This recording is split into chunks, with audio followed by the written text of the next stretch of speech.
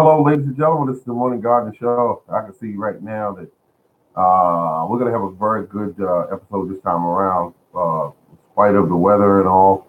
Uh, got a couple of topics here that I'd like to talk to you about. Getting ready for fall gardening.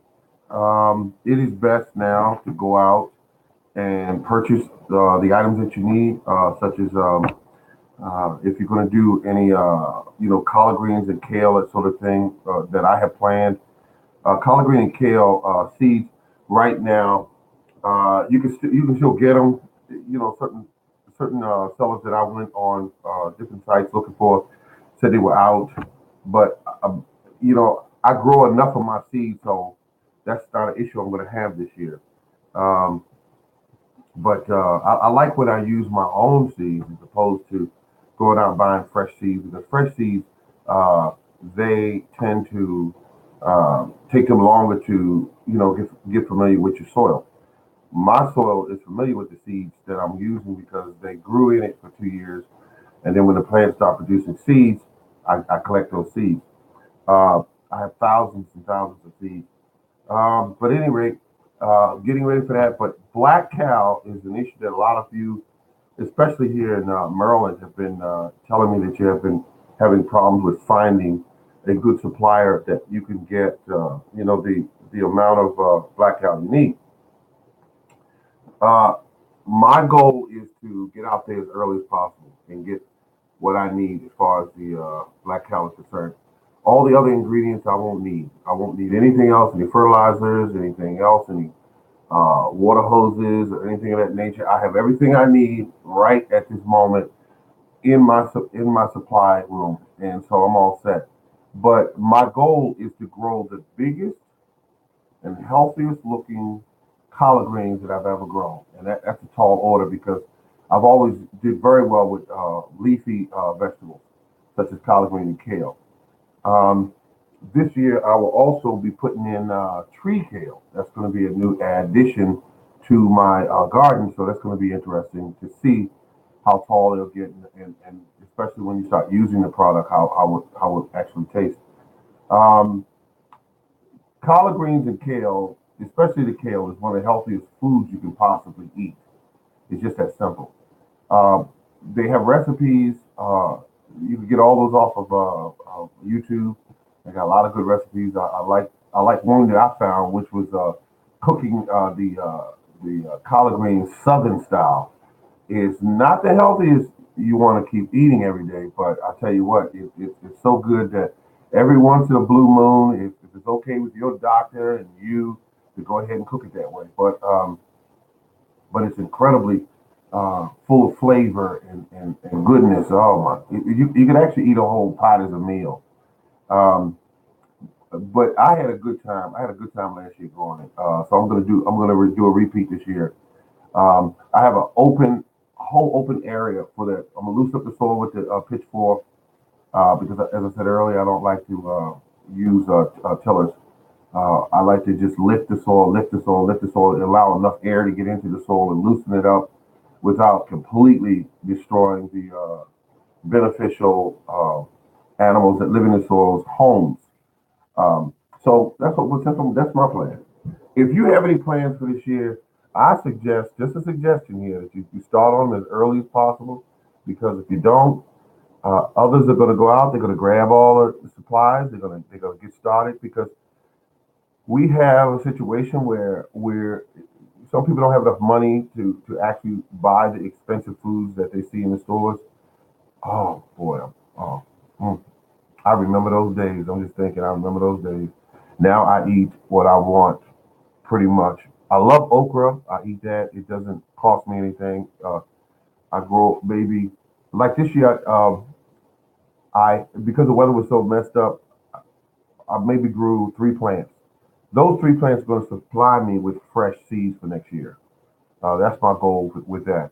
I grew potatoes. I don't like potatoes that much, but if they grown fresh, where I can put a little bit of fresh ingredients on it with some butter and some basil or something like that, I can eat it fresh. Um, fresh potatoes. Uh, I like it when you pick it right from the ground, right in the pot. cook it, and eat it, and just peel into it and eat it just like that. That is that is an incredible meal. Uh, the kale, get the pot going, go out in the yard, pick it, clean it, strip all the stems out, drop it right in the hot water. It doesn't get any better than that, folks. Now I'm always saying to people this: don't put tomatoes in the refrigerator and get them tasting all milly, kind of mushy tasting. Uh, Pick what you're gonna pick, get the grill going, put your burgers down, put your chicken down, whatever you're gonna do. Make some sandwiches, some lettuce and tomatoes, fresh lettuce, and bite into that, and know that all your hard work is well worth the trouble. Um, I just love it, man. I just it's just incredible. Let's see.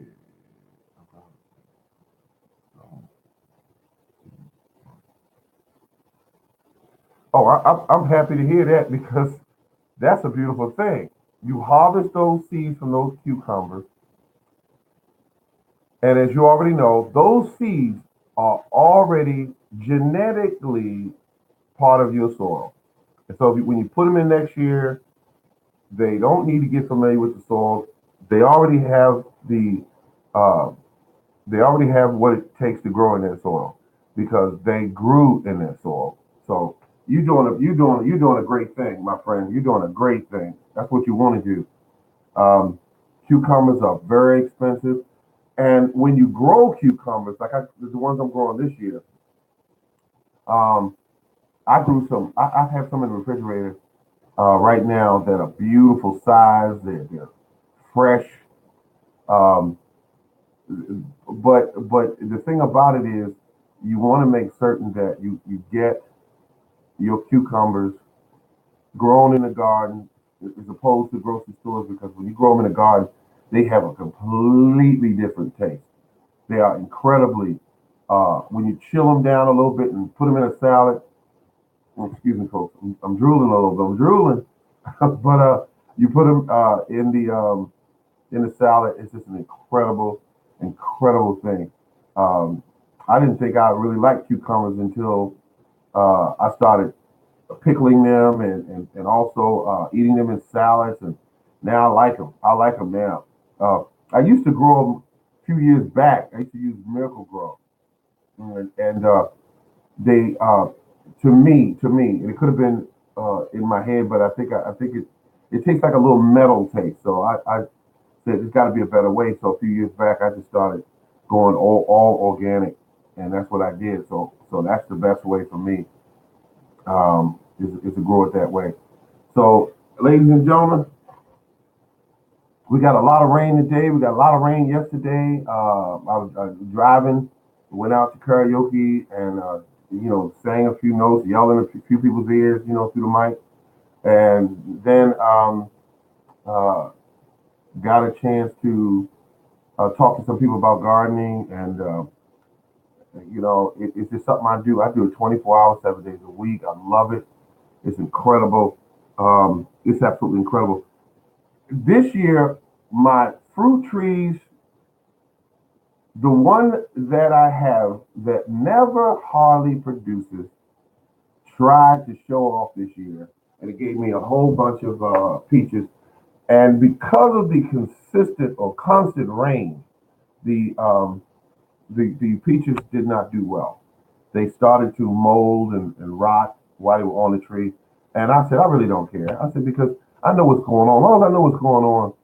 Um, but we gardeners have to find a way to take care of our fruit and without using chemicals. I got to find a way to grow the peach. I mean, excuse me, peaches as well as the apples, and not spray them. I don't want to spray, but I got to find some way of keeping bugs off of them because they do hit them, and they hit all my fruit trees. Um, uh, each year they're starting to hit them, and then I'm looking at the blueberries. The birds go for them as soon as they get any size. Soon the birds come and get those, and so that was cute at first, but now I'm starting to say, well, we need to do something here because they're eating them up.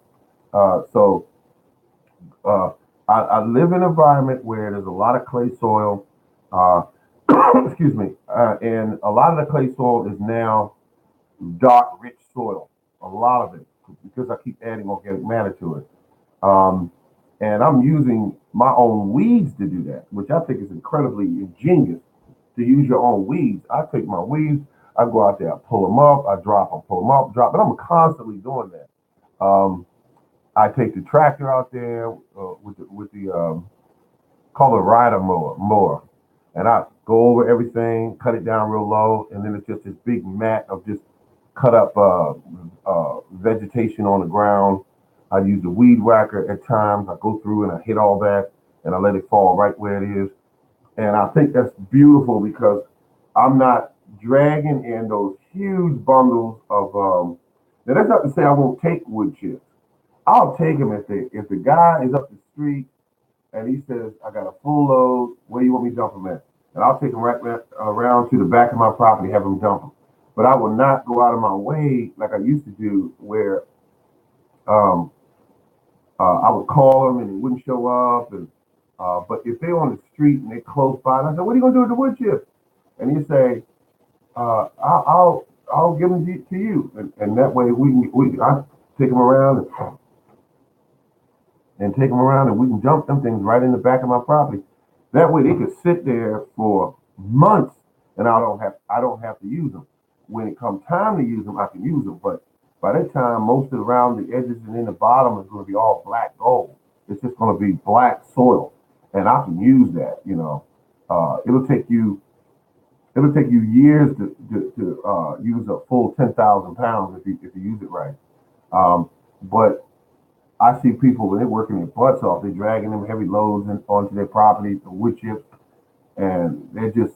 I mean, I don't want to do that. I don't want to do that. Just don't. I did it where I took three loads in the same year. I took three loads, 10,000 pounds each, and I dumped them all over everywhere. And then they were gone after maybe a year and a half, 2 years. They were gone. They were gone. They turned into black soil, topsoil, if you will. And I got to thinking, okay, that was a lot of work. A lot of work. Took weeks to move it, just weeks. So now I'm in a situation where I just want to save money. That's the main focus of my garden. Grow quality food, always quality, um, fresh, beautiful looking leaves and beautiful fruit, uh, fruit that you can brag about or talk about or bring up, pictures and they look great. That's what I'm talking about. The kind that they use in those photographs when they bait you in during the beginning of the growing season in those magazines and on those video ads and things. That there are people who can grow like that. There are people who, in fact, can grow that well, but there are all kind of tricks to the trade. They know to make that stuff look like that. Um, but my tomatoes, I have some outside now growing. They could be in magazines. This is the Morning Gardener. Thank you very much for your time.